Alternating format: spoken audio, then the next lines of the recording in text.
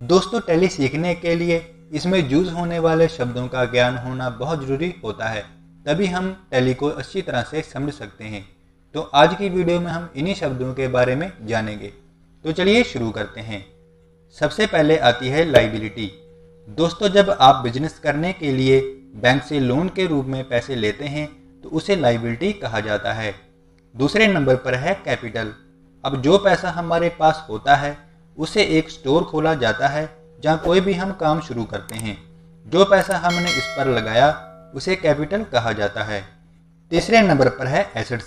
इसके बाद जब हम एक स्टोर खोल लेते हैं तो उसमें बैठने के लिए टेबल, कुर्सी, कंप्यूटर, फर्नीचर जैसी वस्तुएं चाहिए होती हैं, तो इन सब को एसेट्स कहा जाता है।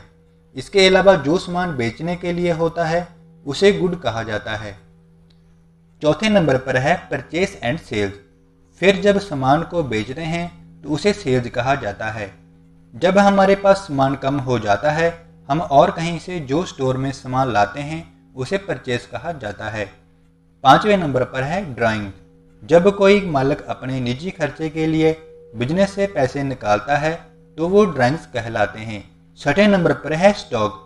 जब हम अपने स्टोर में रखे गए सामान के अलावा एक गोडाउन में एक्स्ट्रा सामान रखते हैं जिसको हम स्टोर में सामान खत्म होने पर यूज करते हैं, उस एक्स्ट्रा सामान को स्टॉक कहते हैं।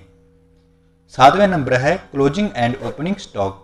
किसी भी बिजनेस का वित्तीय साल 1 अप्रैल से 31 मार्च तक होता है, तो जब साल के आखिर में जो सामान बच जाता है उसे क्लोजिंग स्टॉक कहा जाता है और 1 अप्रैल को वही सामान ओपनिंग स्टॉक कहलाता है। आठवें नंबर पर है क्रेडिटर एंड डेबिटर।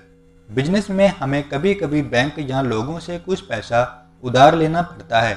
इस तरह जो हमें लोन देते हैं वो क्रेडिटर होते हैं और हम जिन्होंने पैसे देने होते हैं वो डेबिटर कहलाते हैं।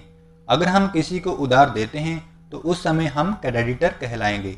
दोस्तों, ये जितनी भी टर्म हैं ये सभी टैली में यूज होती हैं और टैली में इनकी अलग अलग एंट्री होती है।